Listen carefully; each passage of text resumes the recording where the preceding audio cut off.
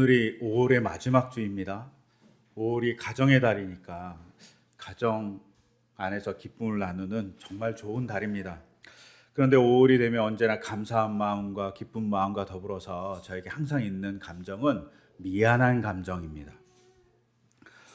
특히 어린이날이 되면 아이에게 잘해주고 싶고 아이의 미래를 아름답게 만들어주고 싶은 마음에 미안합니다.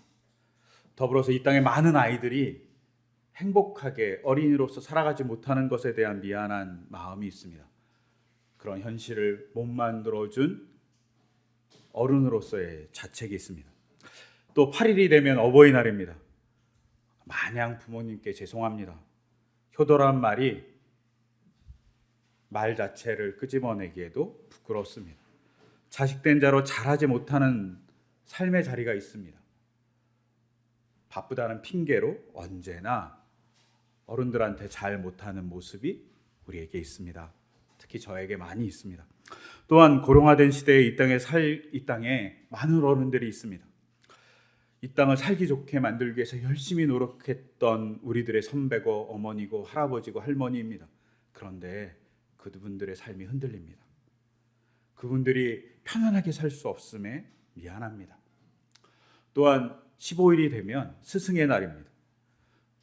저를 이렇게 잘할 수 있도록 가르쳐 주셨던 스승들이 정말 많습니다. 근데 그분들에게 언제나 고맙다는 고백을 제대로 못했던 모습에 반성하게 됩니다. 또한 성년의 날도 있습니다. 청년들에게 미안합니다. 왜? 요사이는 청년들이 미래를 준비하는 것보다는 자신의 삶에 버거워하는 모습들이 잘 보이기 때문입니다. 특히 요새 1학년 학생들의 고민이 뭐냐고 물어보면 대학 1학년 학생들이 자기의 진로, 취업을 고민한답니다. 대학 1학년 때 그런 고민을 하는 게 아니라 대학 1학년 때 가장 중요한 건 낭만인데 낭만을 잃어버린 세대이지 않을까 싶습니다. 그런 현실을 만든 건 바로 저 같은 앞세대의 사람이지 않을까 싶어요. 이렇게 5월을 쭉 보면 즐거움과 아픔이 공존합니다. 그리고 오늘 5월 28일도 대단히 아픈 날입니다. 오늘은 잘 아시는 대로 몇 년 전, 한 7년 전이던가요? 구의역에서 김근희 죽은 날입니다. 스크린 도어에 껴서 열차와 충돌해서 사망했습니다. 20 간 넘은 친구가 잘못된 제도, 무책임한 사람들, 그리고 경제적 논리에 의해서 죽은 겁니다. 그리고 어제 5월 27일 같은 경우는 1980년 광주에서 많은 사람들이 죽은 날이기도 합니다. 5월 18일부터 시작해서 민주화운동을 했던 많은 사람들이 있었습니다. 그리고 그들이 9일 뒤 27일 계엄군에 의해서 잔악하게 죽었습니다. 그 슬픔이 언제나 있습니다. 그런데 그 슬픔이 언제나 있는 저에게 또 미안함이 있습니다. 왜냐하면 20대 때 이 사실을 제대로 알지 못하고 잘 도와주지 못했기 때문입니다. 20대 때 많은 친구들이 데모도 하고 많은 친구들이 갇히기도 했습니다. 근데 저 되게 비겁하고 무관심해서 잘하지 못했던 과거가 있습니다. 그래서 언제부턴가 저에게 있는 습관 하나가 있습니다. 5월 후반에 오면 5월 하순에 오면 꼭 의무 방어전을 하듯이 광주에 대한 기억들을 새기고 광주에 대한 기억들에 대한 기록들을 읽고 책을 읽습니다. 그리고 벼르다 올해 정말 어렵게 이 책은 읽지 않고 싶다라고 했던 책을 읽었습니다. 그 책이 뭐냐면 한강림의 소년이 운다라는 책입니다. 이게 소설인지 루포따주인지 잘 모를 소설입니다. 이 소설의 내용은 그냥 광주 5월에 죽었던 분들 혹은 죽어가고 있는 분들 혹은 생존자이지만 삶이 처참하게 무너진 분들에 대한 삶의 기록을 소설로 잘 풀어낸 책입니다. 제가 이 책을 처음 딱 읽는 순간 못 읽을 책이구나 생각했습니다. 책을 읽기가 너무 어려운 겁니다. 책을 읽는 내내 구토할 것 같은 거예요. 책을 읽는 내내 목에 이물질이 껴갖고 목을 계속 압박하고 있는 듯한 느낌의 책이었습니다. 너무 어렵게 읽었던 것 같아요. 그러면서 저는 꼭 의무방어전을 하듯이 혹은 너무나도 안타까움에 의무적으로 읽어야 된다고 생각한 건지 그 책을 다 읽었습니다. 그리고 이 소설의 한 대목에 생존자의 고백이 있습니다. 제가 읽어드리면 이렇습니다. 성희 언니는 나와 달라. 언니는 신도 믿고 인간도 믿으니까 난 한 번도 언니에게 설득되지 않았어. 오직 사랑으로 우리를 지켜온다는 존재를 믿을 수 없었어.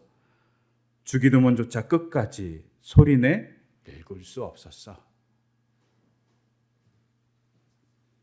한 생존자가 이렇게 기록한 거죠. 자기의 언니, 직장 동료인지 선배인지 알 수 없는 한 언니는 신을 믿고 인간을 믿는다고 얘기했는데 자기는 신을 믿고 인간을 믿는다는 언니의 그 말에 설득되지 않았다고. 왜? 사랑을 말하는 신의 존재를 믿을 수가 없으니까. 너무 처참한 경험을 했으니까. 그리고 나는 주기도문조차 끝까지 읽을 수 없어요. 왜? 그 처참한 현실에 침묵한 하나님이 계셨고 그 침묵하는 하나님에 대한 서러움과 미움과 섭섭함이 있었기 때문이라고 얘기합니다. 그리고 또 하나 있습니다. 자기의 삶을 온전히 파괴한 사람들을 용서할 수 없었던 거예요. 어떻게 용서하냐? 그러니 나는 주의 기도를 끝까지 읽을 수가 없었다라고 얘기합니다. 이 고백이 너무 절절하게 막 다가오는 거예요. 그리고 저를 막 소설을 읽는 내내 소설이 막 저를 누르고 있는 것 같았습니다. 근데 막 누르고 있는 이 느낌이 그냥 누르고 있는 게 아니라 환상처럼 다가온 경험을 딱 한 번 했어요. 근데 이렇게 환상처럼 다가오는 경험을 한 이유는 제가 5월 달에 십자가를 보고 이렇게 혼자 기도를 하다가 갑자기 십자가가 감옥이다라는 생각을 했습니다. 그리고 대충 이렇게 썼습니다. 십자가는 사람을 가둡니다. 팔이 묶여서 움직이지도 못하고 손과 발이 못 박혀서 벗어날 수도 없습니다. 타는 듯한 목마름에도 물 한 잔 자기 손으로 마실 수 없습니다. 그냥 타는 갈증에 자신을 태워야 합니다. 누군가 미친 야유를 해도 손으로 귀를 막지 못해 그냥 삼켜야 합니다. 또한 사랑하는 어머니가 눈앞에 있어도 웃음 한 번 지울 수 없습니다. 가혹한 가시관이 옥죄고 있기 때문입니다. 아끼는 사람들이 십자가 앞에서 좌절하는 모습을 보고도 다가가 위로하며 만져줄 수 없습니다. 십자가가 땅에 박혀 내려놓지 않기 때문입니다. 점점 어두워져 다가오는 죽음의 걸음도 손스레치며 작은 몸짓으로도 저항할 수 없습니다. 그냥 죽음의 그림자를 온몸으로 받아들여야만 합니다. 그러니 십자가는 감옥입니다. 손가락 하나 발가락 하나 움직이지 못하는 감옥입니다. 제가 이렇게 감옥같이 느끼는 거죠, 십자가를. 근데 갑자기 십자가가 감옥같이 느껴지는 순간 또 이런 생각이 드는 겁니다. 그리고 이렇게 썼습니다. 그런데 그곳에서 신은 자유를 말합니다. 가장 자유로운 행동이 십자가라고 말씀하십니다. 제가 이렇게 썼던 글이 막 생각나면서 소년이 온다는 소설과 막 더불어 갖고 저를 덮쳐오는 겁니다. 십자가의 감옥에 갇혀 있던 사람들이 1980년 5월에 광주에 있던 사람들 아닐까라는 생각을 하게 됐습니다. 근데 문제는 이런 감정과 이런 환상 같은 것이 덮쳐오는 시간이 언제였냐면 제가 퇴근을 하고 지하 주차장으로 차를 가지러 막 가고 있었을 때입니다. 이게 주체할 수 없이 막 다가오는 겁니다. 막 감당하기가 너무 어려운 거예요. 근데 이 감당하기 어려운 감정에 더불어서 또 하나의 생각이 덮쳐오는 겁니다. 제가 지난 주간 정말 힘들었던 일이 하나 있었습니다.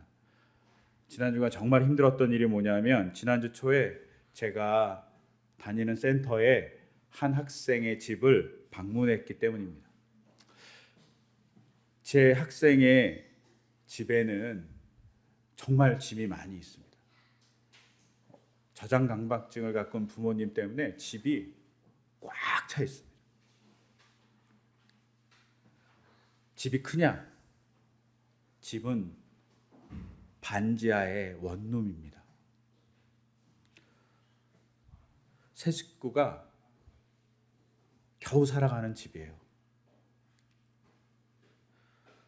근데 다행히 구청에서 그 집을 청소해 준다고 해서 지난 월요일 날 방문하게 되었습니다.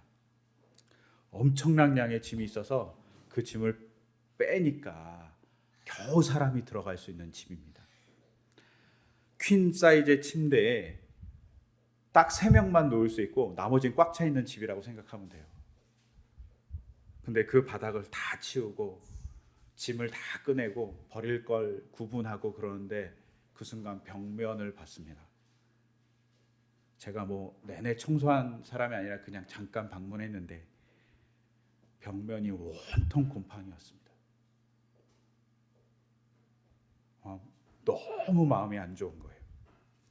근데 그 집에 살고 있는 아이 2명이 곰팡이와 심지어 거기에는 벌레가 가득 있었는데 제가 본 집 중에 가장 벌레가 많은 집이었어요. 그렇게 많은 벌레가 있는 집에 아이들이 갇혀 있는 거 아닌가? 아이도 감옥에 있는 거 아닌가? 이런 생각이 막 드는 겁니다. 그러자 이 3가지 생각이 갑자기 막 저를 덮쳐오는 거죠. 소녀에 온다는 소설과 십자가가 감옥이라는 생각과 아이가 감옥 같은 집에 갇혀 있다는 이 생각이 막 겹쳐오면서 주체할 수가 없는 겁니다. 근데 제가 길을 가고 있는 거예요. 지하 주차장으로 내려가기 위해서 막 계단을 내려가고 있는 거예요. 그래서 기도했습니다. 주님, 길에서 이러시면 안 됩니다. 저 지금 주차장으로 가고 있습니다. 제가 여기서 무너지면 감당할 수가 없습니다. 제가 미친놈이 됩니다. 주님, 조금만 천천히 하고 급히 주차장에 내려와서 차의 운전석에 앉았습니다.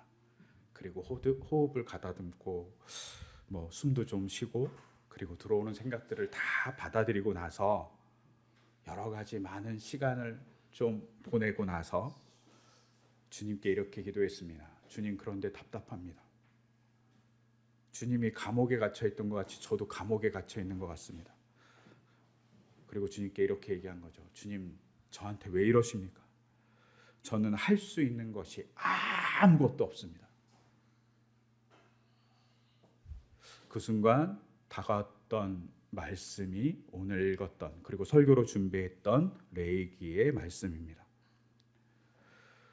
레위기 3절을 보면 이렇게 되어 있습니다. 24장 3절을 보면 아론을 시켜 회막 안 증거가 앞에 쳐 있는 휘장 바깥에 그 등불을 켜두어 저녁부터 아침까지 주 앞에 계속 켜두게 하여라 라는 말씀이 저에게 다가왔습니다. 저한테 이 말씀에 계속 의문이 하나 있었습니다. 왜 저녁부터 아침까지 하나님은 등불을 켜두라고 했을까? 이 말씀을 계속 생각하니 2가지가 생각났습니다. 하나는 어둠이고요, 하나는 거주입니다. 이스라엘 사람들이 광야를 막 헤매면서 가나안 땅으로 가고 있었습니다. 그때는 성막을 들고 갔습니다. 그리고 거주할 때 어떻게 합니까? 성막을 설치합니다. 뭐와 같이? 자기가 주거하는 집과 같이 성막을 설치합니다. 그리고 설치해 놓고 거기서 저녁부터 시작해서 아침까지, 즉 이동하기 전까지 성막에 등불을 켜놓고 있습니다. 이것은 이렇게 상징합니다. 광야에, 누구도 의존할 수 없는 그 광야에 또한 광야의 어둠이 감옥과 같이 다가오는 그 시간에 이스라엘 백성과 하나님이 같이 계시다는 것을 보여주는 상징입니다. 하나님이 공포에 질리고 어디로 갈지 몰라서 헤매는 이스라엘 백성과 같이 있다고 얘기해주는 상징이 어둠을 밝히는 등불이었던 겁니다. 내가 너랑 같이 있어. 그래서 시편 기자는 시편 121편에서 이렇게 얘기합니다. 이스라엘을 지키시는 이는 졸지도 아니하시고 주무시지도 아니하시는도다 라고 얘기합니다. 이스라엘을 지키시는 이는 졸지도 아니하시고 주무시지도 아니하시는도다라고 얘기한다고요. 주님이 그 밤 어두움에 졸지도 않고 주무시지도 않고 이스라엘 백성을 지켜주신다고 하며 등불을 밝히고 있다라고 얘기하는 겁니다. 이것이 주님의 거주함입니다. 그러면서 주님, 오래 아픔을 갖고 있는 광주의 사람들에게 주님이 같이 거주해 주기를, 십자가에서 감옥과 같은 그 움직이지는 못하는 곳에서 하나님이 같이 거주해 주셨던 것을 기억하기를, 또한 인생의 감옥과 같은 어둠에 갇혀 있는 사람들 옆에 주님이 같이 거주해 주시기를 기도하게 되더라고요. 그리고 두 번째 다가온 것이 어둠입니다. 어둠이라는 게 뭘 상징합니까? 갈 곳 없는 두려움, 그리고 아무것도 할 수 없는 무기력을 상징하기도 합니다. 근데 하나님께서 등대를 만들려고 하는데 등대의 구조는 7가지의 가지를 가진 등대입니다. 한번 나중에 인터넷으로 메노라를 찾아보면 좋을 것 같아요. 그러면 7가지의 등대가 나옵니다. 가지가 7개가 있는 거죠. 양쪽에 3개가 있고 가운데 하나가 있는 등대가 있습니다. 근데 이 등대는 7가지를 갖고 있습니다. 유대인들은 이 7가지를 하나의 상징으로 받아들입니다. 뭐로 받아들이냐? 별로, 행성으로 받아들입니다.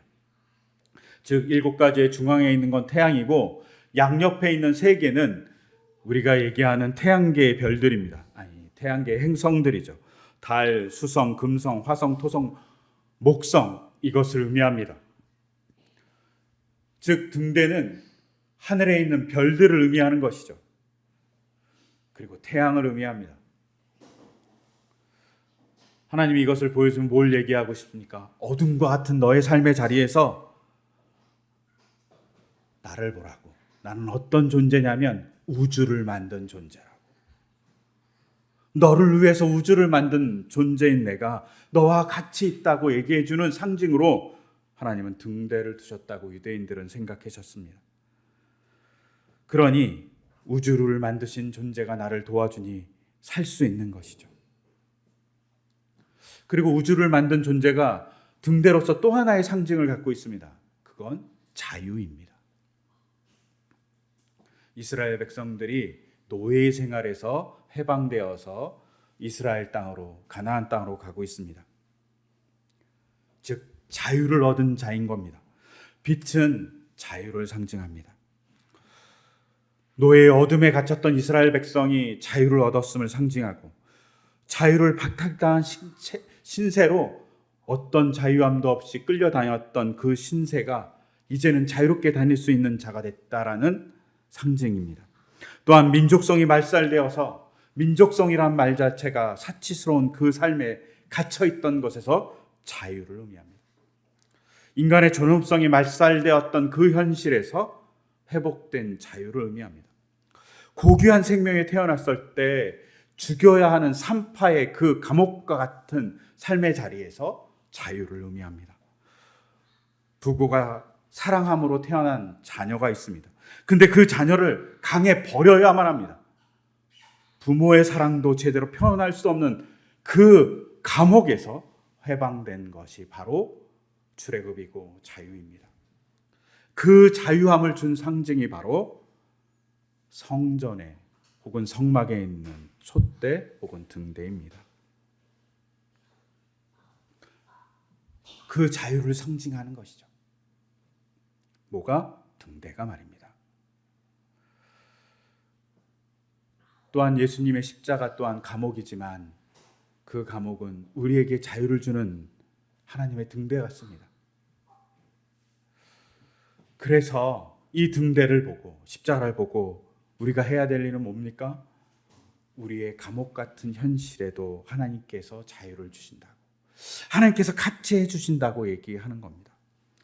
노예와 같이 살 수 있는 직장인의 현실에서 하나님은 자유를 줍니다. 며칠 전 건설노조의 간부가 분신 자살했습니다.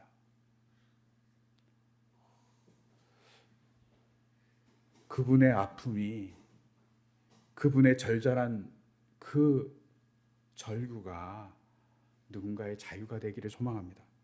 그런데 그걸 비난하는 사람들이 있습니다. 그걸 오해하게 만드는 사람들이 있습니다.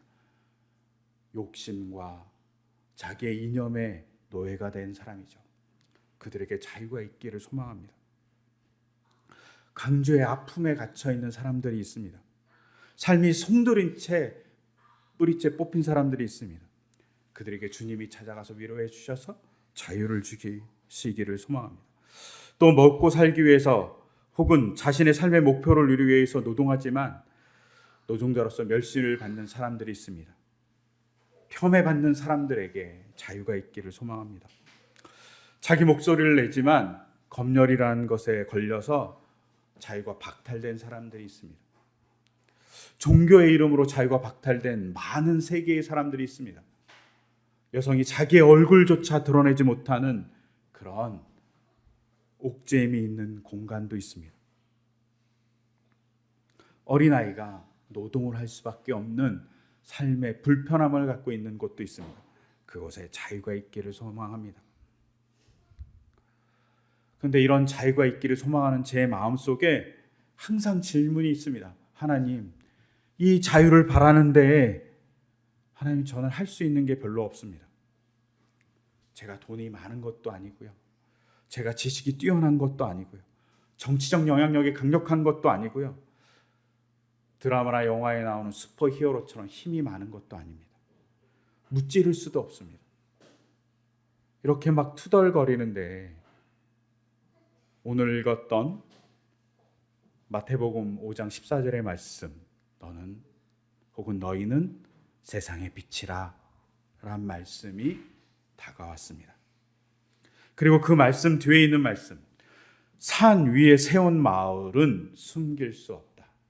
너희가 빛인데 너희가 빛으로서 해야 될 일이 뭐냐면 산 위에 있는 마을이 숨겨지지 않도록 빛을 비치는 거다, 이렇게 들리는 겁니다. 여러 가지 해석이 있을 수 있어요. 근데 저에게 이번에 다가온 이 말씀의 해석은 이런 겁니다. 산 위에 마을이 있습니다. 밤에 안 보입니다. 근데 빛이 있으면 보입니다. 즉 사실을 드러내는 자로서, 마을이 있으면 마을이 있다고 얘기하는 자로서 네가 빛이 되라고 얘기하는 겁니다. 오늘 우리가 읽었던 에베소서 5장 8절과 9절에 빛에 대한 얘기가 나옵니다. 빛의 열매가 뭐냐면 선과 의와 진실이라고 얘기합니다. 근데 빛의 열매가 선, 의 알겠고 진실, 진리입니다. 근데 이 진리라는 헬라어가 또 하나의 이야기를 갖고 있습니다.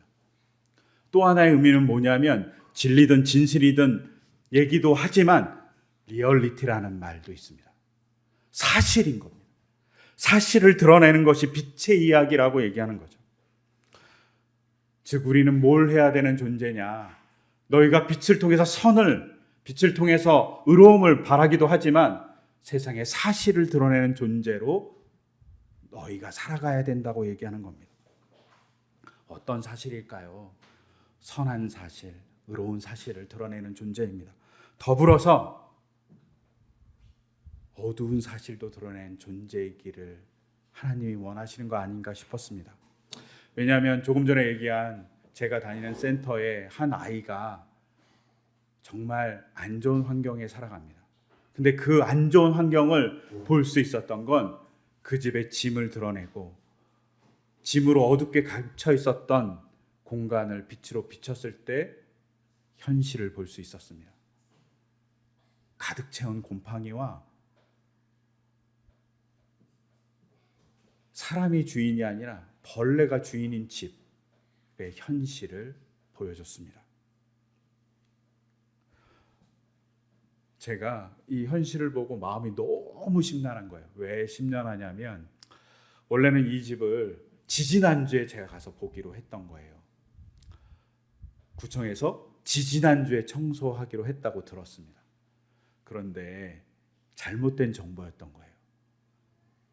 잘못 알려주신 거예요. 그래서 지난주에 청소한 거예요. 근데 지지난주에 청소하면 좋겠다고 제 마음속에 생각했던 건 지지난주에서 어떤 큰 회사의 재단이 주거환경 개선을 위한 공모를 했기 때문입니다. 그러니 그 집에 가서 보고 사진을 찍고 또 환경을 잘 알아서 주거환경 개선의 공모에 응모하면 좋겠다라는 생각을 한 거죠. 될지 안 될지 모르지만 근데 그것이 물 건너간 겁니다. 한 주가 뒤로 밀려버리면서 그 집을 찍을 수가 없는 거예요. 지난주 그 집을 보고 와서 너무 심란한 거예요. 막 돌아오면서도 심란해갖고 제가 기분이 너무 이렇게 다운됐다 그러죠. 다운돼 있었습니다. 그리고 책상에 앉아갖고 뭐 이렇게 여러 가지 하는데 제가 잘 보지 않는데 저희 센터에 오는 공식 메일을 잘 보지 않거든요. 왜냐하면 이제 저희 직원들이 그 메일을 다 정리해서 저한테 갖다 주기 때문에 웬만하면 안 보거든요. 근데 한 5시쯤에 퇴근하기 1시간 전쯤에 메일을 들어간 겁니다. 근데 메일에 이런 메일이 하나 와 있었습니다. 공북방 개선 사업 단 한 명만 선정해서 지원할 것임. 그래서 너무 많은 센터와 복지관과 기관이 있으니까 추천하고 싶은 사람만 간략하게 소개를 해서 메일을 보낼 것. 그리고 그 중에 선정된 사람만 신청서를 써서 선정할 것임. 이렇게 되어 있는 대충의 메일이었습니다. 메일을 보는 순간 바로 그 아이의 사정을 대충 쓰고 제가 찍어왔던 사진들을 한 10장을 메일로 보냈습니다. 그리고 그 다음날 아침에 출근을 했어요. 그 다음날 아침에 출근을 했더니 메일이 하나 와 있었습니다. 메일은 이렇게 와 있었어요. 공북방 개선 사업 마감.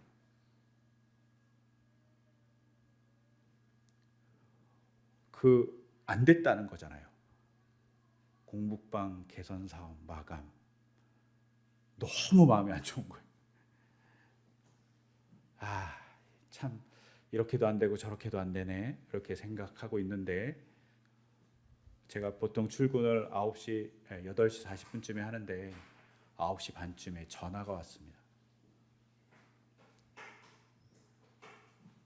지원해준 재단에서 직접 전화해서 보내주신 메일 잘 받았다고, 저희가 그 아이를 선정해서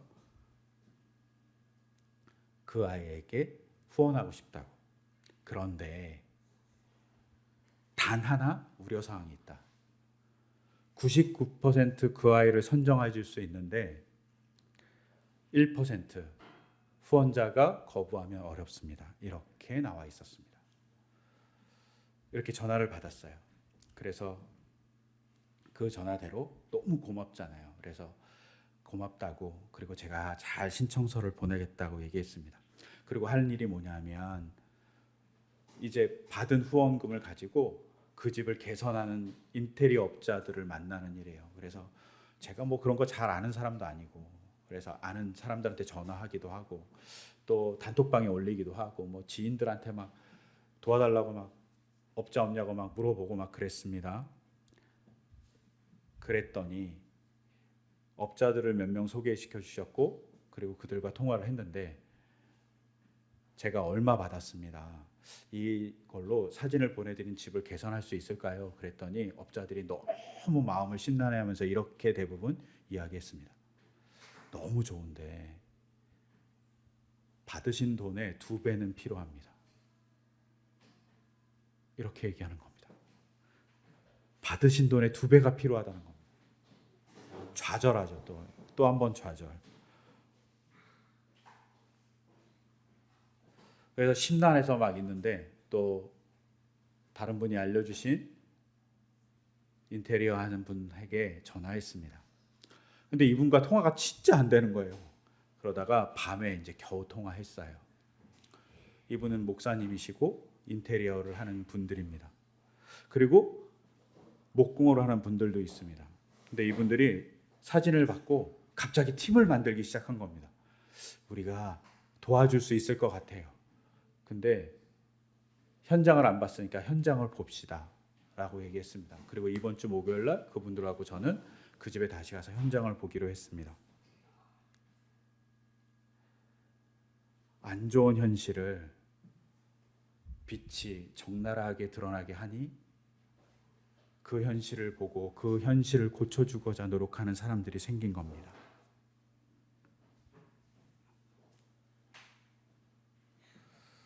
여러분, 빛이 선함도 되고 의로움도 되지만 삶의 현실을 보여주는 기능을 하기도 합니다. 그리고 그 현실을 보여주면 그 현실에 주님의 눈으로 다가가면 또 하나의 방법을 주님께서 주시는 거 아닌가 싶습니다. 그래서 시편 기자는 시편 119편 104절과 105절에서 이렇게 얘기합니다. 주님의 법도로 말미암아 내가 명철하게 되었으므로 모든 거짓 행위를 미워하나이다. 주님의 말씀은 내 발의 등이요 내 길의 빛이니이다 라고 얘기합니다. 거짓, 나쁜 것을 보게 된다니까요. 주님의 말씀이 등불이기 때문에. 그리고 그 등불이 우리의 갈 길을 인도해 준다고 얘기합니다. 여러분, 오늘은 성령 강림 주일입니다. 성령 강림이 불같은 성령이 내렸다고 얘기합니다. 불의 기능이 뭡니까? 빛이기도 합니다. 주님의 빛이 우리에게 다가오면 우리가 선해지고 우리가 의로워집니다. 또한 뭘 할 수 있어요? 주님의 눈으로 현실을 현실답게 보게 해줍니다. 현실을 드러내게 하는 거죠. 리얼리티를 드러나게 함으로 그 일을 변화시키는 힘을 갖게 합니다. 우리가 할 수 있는 일이 별로 없어요. 돈이 많은 것도 아니고 능력이 많은 것도 아니고 히어로같이 힘이 강하지도 않습니다. 그런데 주님의 빛을 가지고 우리가 현실을 드러나게 할 때, 비난이 아닌 그 현실의 아픔을 적나라하게 보게 할 때 주님의 역사를 만들어가는 사람이 될 수 있습니다. 그리고 그 역사를 만들어가는 사람으로서 살려고 할 때 주님이 우리 옆에 거주한다는 상징이 바로 등불입니다. 그 등불의 상징을 우리가 제대로 갖고 살아가기를, 그리고 그 등불의 상징을 우리가 세상의 빛으로서 이뤄가기를 소망합니다. 그럴 때 주님이 우리에게 칭찬하실 겁니다. 내가 너를 세상의 빛이라고 했는데 빛답게 잘 살았구나 라고 칭찬하실 거라고 믿습니다. 그런 칭찬이 우리 교회에 또 우리의 삶에 있기를 소망합니다. 그 소망을 담아서 이 시간 잠시 제가 기도하겠습니다. 하나님 아버지, 우리의 삶이 가끔은 어두울 때가 있습니다. 그때마다 주님은 우리와 함께 거주하시고 이끌어 주신다고 얘기합니다. 또 어둠은 감옥 같기도 합니다. 아무것도 할 수 없습니다. 그러나 그 아무것도 할 수 없는 그 현실이 십자가 같다면 십자가에서 주님은 자유를 만드셨습니다. 주님, 그 자유를 만드는 데 상징이 등불이었습니다. 주님이 그 아무것도 할 수 없는 현실을 뚫고 부활하시고 자유를 주신 것 같이 우리의 삶에 어려움 속에 우리에게 해방을 주시고 우리에게 기쁜 자유를 주시기 소망합니다. 또 주님의 빛이 선과 의를 이루듯이 삶의 리얼리티를 보여준다고 합니다. 우리가 삶의 어려움을 제대로 보게 하시고 그것을 밝히 봄으로 그것을 치유하는 길을 한 발 한 발 내딛기를 소망합니다. 그럼 우리 자신, 우리 교회가 되기를 간절히 소망하며 이 모든 것 주 예수 그리스도 이름으로 기도드립니다. 아멘.